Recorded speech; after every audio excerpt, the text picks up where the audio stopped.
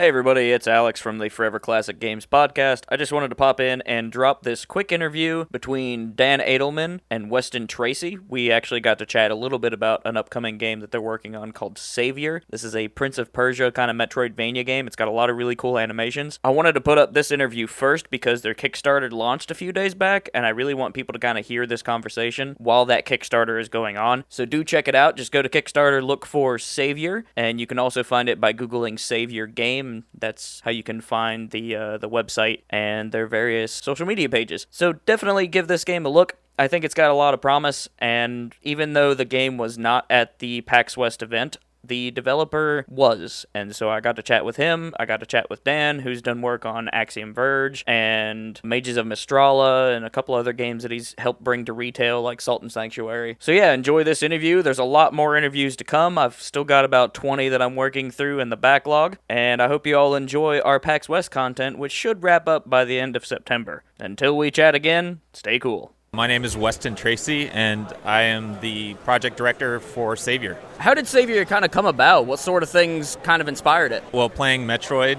certainly. I mean, I've been a fan of Metroidvanias for as long as they've existed. And yeah, I've always wanted to make a pixel art game. Now, the artwork to me has really got the kind of like smoothness. It's clearly got a lot of different frames of animation. How did the art direction really kind of come together for you? So I have a martial arts background, so I wanted to make a game that kind of captured the movement of Aikido, which is the martial art I take. And I wanted to make a game with the characters small enough so you could do tons of frames of animation and make it smooth without killing yourself. What level of martial arts are you at? I have a black belt in Aikido. Yeah. Nice. Yeah. Multiple degrees of black belt or just standard black belt?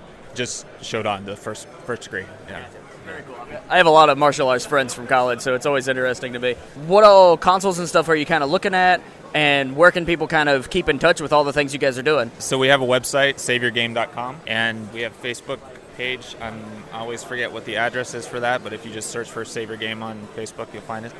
And then I'm on Twitter at WestonPDX. And then you guys have a team of like 4 to 8 people. What's it like to really have that kind of capability to focus on things and not worry about like multiple hands in the kitchen, so to speak? Well, we've been largely part-time for quite a while, so it hasn't been a big pile-up. It's been easy for me. I've been full-time for about a year and a half now, so I've been able to manage them, and they submit work in small quantities so that I can...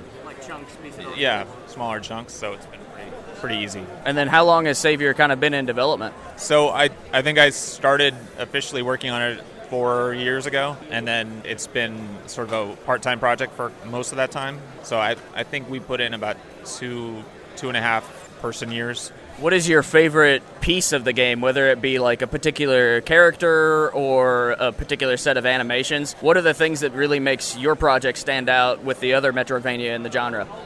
So my favorite thing is the predictive animation setup that we have. So whenever you jump for a ledge or jump off a ledge, or basically every jump is predictive, so it's context sensitive. So like when you're diving for a ledge, you'll throw your arms out and grab it. And when you're jumping into water, you'll dive, and it just makes it feel a lot more fluid and intentional. And I've always missed that in Metroidvanias that I played, so I wanted to make that kind of front and center.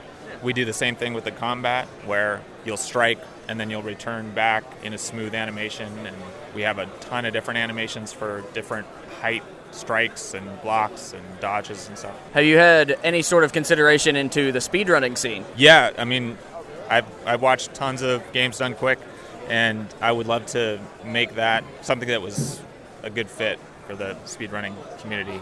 I'm not exactly sure how that's going to look. There's a bunch of dialogue and RPG elements to the game, so I think I think that's what you're just going to have really quick conversations with people. Yeah. One guy I was talking to, his speedrun mode doesn't even include the cutscene, so it just skips that code altogether. So that's something to consider as well, and then having a timer and that type of thing.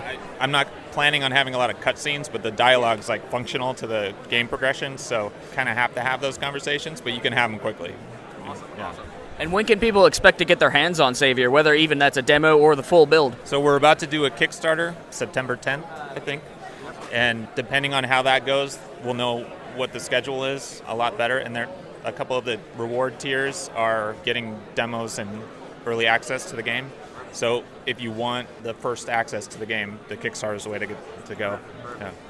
All right. Do you have any other closing thoughts that you want to leave with our community, especially the folks that are like kind of into the retro Metroidvania stuff? I hope that they like it. It comes from a place of deep respect for the genre and years of playing Metroidvanias. Castlevania and Metroid are two of my favorite franchises, and I've really done everything I could to take the things that I love about those franchises and reinvent them. And last question, what are your favorite either Castlevania, Metroid, or Metroidvania titles? I mean, I have to go with Super Metroid probably. Simon's Quest is really my favorite. I know it's not a lot of people's favorites, but yeah, it's just because of when I played it, I think probably. It's just a nostalgia factor, so yeah. And then do you have any like favorites that are an indie or something like that? I'm in love with Hollow Knight, yeah. And I just played The Messenger. That was pretty good. There's a lot of good stuff out there. It's pretty cool to be an indie these days, yeah. Thank you very much. Yeah. And either they can go to SaviorGame.com and join our mailing list, or go onto Steam and just search for Savior and add it on your wish list, and you'll get updates there. And they join our wish list or back us on Kickstarter, ideally. And we'll be sending out updates about once a month, so people can kind of keep up to date on the latest news of like how the game is coming together. Now, somebody I talked to about wishlisting, like wishlisting is a stat on Steam that is like really important and kind of drives a lot of things. What are your thoughts on that? It's a good metric to see how well you're getting your message out there, because you can show it shows like PAX. You can like blog about it, you can tweet about it, you can have a Discord thing, and if you're only reaching the same people, you're not going to be growing your wish list. So, on the one hand, when you launch, on launch day, everyone who has the game on their wish list will get an email saying, hey, this game is now out. So that's a great way for people who like heard about it 2 years ago and were like, oh yeah, I remember that. So it's a good reminder. And so you get a good day one spike, which helps you get on the top sellers list, and kind of it builds momentum from there. So it's important from that respect. But I also like it just as a kind of a benchmark to be, seeing like, all right, are people noticing this? Are we winding up just talking to the same people over and over again, which is always great to, for the diehard fans, but it's also nice to see, like, is our message getting out there? And it's for PC distribution especially. What are your thoughts about not only, like, Epic coming in and taking a huge part of the market and really kind of bolstering themselves, but now we've got some, like, indie things, like the GOG's got one, I think, and then Turbo Play here at PAX. What are your thoughts about all these different distributions? Are you planning on kind of using all of them to the best of your abilities? So we're not sure yet. Steam for sure. We've already got our Steam page up. We'd like to be wherever people like to buy their games. So there are some hurdles with the different storefronts. Like, so GOG, I know they've got, I forget the name of the APIs that they want everyone to implement, so you can have their version of achievements and stat tracking and presence and all of that. That's a little layer of additional work, so you have to weigh that against, like, all right, well, how many people want to buy there versus just on Steam? In terms of, like, Epic coming into the market, I know they've gotten a lot of crap, but I actually think it's really a good thing, especially for developers, and I think in the long run for consumers as well, that even though, Steam has been, I kind of like to think of them as like the benevolent overlord, and we've been very fortunate as developers that Steam hasn't exercised their market position to kind of like squash the little devs and just bleed them dry, which they absolutely could have done because they've got all that market power. But it'll be nice if they've got a really solid competitor that will keep them honest. And like I said, they've always been honest, which has been great. So I don't want to kind of make it sound like, man, somebody should come in and kind of take that power away from them. But it's nice that devs have options, consumers have more options. So yeah, it's an exciting time. It's good to have some shake-up. And Dan, will you state your name and kind of your part in Savior and your overall kind of, I wouldn't really call it work. Well, yeah, your overall kind of work that you do for the record for me. Yeah, so my name is Dan Adelman. I've been in the games business for like 18 years now. Started off at the original Xbox back in the day, then was at Nintendo for about 9 years where I ran the digital distribution business over there, like WiiWare and DSiWare and all that. And so about 5 years ago, I started working with individual game developers on their games, launching games like Axiom Verge and Chasm. So when you were asking Weston like what his favorite games were, kind of hoping he'd drop some love for Axiom Verge and Chasm. I love Axiom Verge. Thank you. I love it a lot. It's very cool. Me too. I love it too. I did play through Chasm twice, so yeah. I haven't touched Chasm yet. I need to do that. Yeah, you really do. It's a great game. And we've got a really big update coming on Switch soon. Nice. Free update. So that'll be a really good time to get into the series. Switch is a good place to get it. I know the developer was on some podcast I listened to recently. It might have even been the Ardcast that I'm rooming with those guys. And it was Retronauts, I think, maybe. And they had a very good conversation about, him taking all the criticisms that he had and using that to shape the game as it went forward, providing different options, even for things as simple as the double jump. How do you want that to execute and work?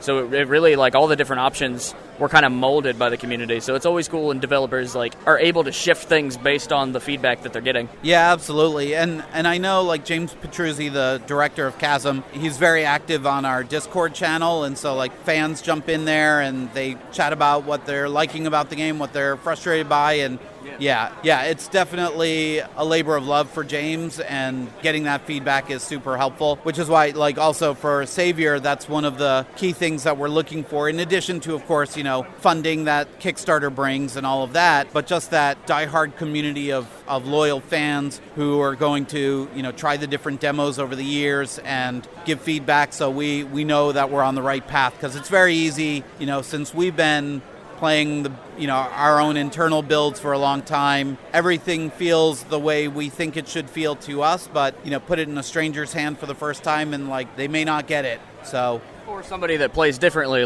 for example, somebody that might have a hand disability, and so they map the buttons different or something like that. Oh, absolutely, yeah. There's all kinds of things that we haven't even started thinking about accessibility. We're right now just focused on getting some of those really core mechanics, especially the most innovative ones that I haven't really seen in any other games, like the parkour mechanic, and the combat is pretty different from the way a lot of other, pretty much every other game handles things. Classic Prince of Persia in there too. Yeah. So it's got that Prince of Persia feel in terms of the animation and the fluidity of the movement, and so trying to capture that and also go 10x beyond that. So yeah, in terms of accessibility and those kinds of things, not to say it's an afterthought by any stretch, but there's certainly an order that we have to do these things in, so that will probably come later, but it's absolutely something we want to cover. Very cool. And then last question for you, Dan. How does somebody who's interested in games and really want to elevate games through some sort of promotional PR situation, what advice would you have for them, for those folks to get started in helping developers? So in terms of people who want to help developers with the business side of things, is that? Yeah, as far as as a career sort of standpoint, as far as being able to jump into that kind of skill set and really run with it, kind of like what you've done. Yeah. I don't know if I could ever recreate my career path from scratch. It was just kind of this organic thing that happened, a little bit of right place, right time for me. But in terms of core business skills, went to business school a million years ago, so I kind of know the basics of how finance works, how marketing works, all of that. And that really, though, was more helpful in terms of getting me that first job in Xbox and getting into the games industry and making those connections. So I'd say understanding the way the business works, understanding how people find games, how people choose games. I see a lot of business people, though, who don't know much about the game side, and that never works. So you got to have passion for the actual games. That's probably the most important thing, and then some business savvy on top of that goes a long way, because the developers, people like Weston, really just want to focus on making the game. Yeah, exactly. And so to the extent that I can help take care of the things that are kind of outside of Weston's core skill set and kind of take that so he can really do what he does best, then that works out for everyone. Perfect. Arranging press interviews. Yeah. Very cool. You have any closing thoughts? I mean, you kind of started with closing thoughts, I guess. Probably the biggest closing thought is Kickstarter on September 10th. We'd love for everyone to come out and show some support, especially on day one. Our contacts at Kickstarter always say, that's the critical day, so definitely appreciate everyone coming out and supporting us. Very cool. And then do you have a branding name for your kind of situation, or is it just Dan the Guy? Yeah, it's just I'm a guy. I'm just some guy who helps out. Well, I've also got this side business, which is kind of separate from what I've been doing with Savior, and Axiom Verge and all those, but they're starting to come together. So I run a company called Leadman Games, and we publish indie games at retail. So we released 2 games so far. One is Salt and Sanctuary Drowned Tome Edition, Yeah, so that's on Switch at a store near you. The other one is Guacamelee 1-2 Punch Collection. So it's got both games on the cart for Switch or the disc for PlayStation, and then all the DLC. Yep, not an extra download. So yeah, so that's also available at a store near you. So yeah, and that's one thing that like indie developers, like with the whole shift to digital distribution, I'm old enough to remember when all games were physical, so everyone's moved so far away from physical that it's kind of nice actually to have a physical product that's in, that you can actually go to Best Buy and see on store shelves, or buy on Amazon and give it to a friend, and it's, so that's kind of... years from now, we can keep playing them. Yeah, absolutely. Yeah, they don't get delisted. They don't get delisted. For context, we're standing in front of the Limited Run Games booth, so that's pretty fitting. Yeah. All right. Thank you very much, gentlemen. Thank you for listening to this interview between Dan Adelman and Weston Tracy. They're working on a game called Savior. Definitely look that up. It's on Kickstarter now. If you're looking for more Forever Classic content, go to foreverclassicgames.com. You can also find us on Twitter at ForeverXClassic, and we do have a Patreon if you're interested in supporting us directly. The full article about Savior that I'm working on will be featured on maroonersrock.com, as will a lot of the written content for the various appointments that I was able to schedule through being the editor over at Marooners Rock. So definitely pop over to maroonersrock.com to read those interviews and featured reports and those sorts of posts. Thank you all for listening to the show and chatting with us on our various Discords and that sort of thing. We really enjoy the conversations and look forward to a lot more PAX West content. We're not quite done. We've still got plenty more interviews coming at you, as well as some wrap-up conversations between me and Zach. Hope you enjoy your day, and as always, stay cool.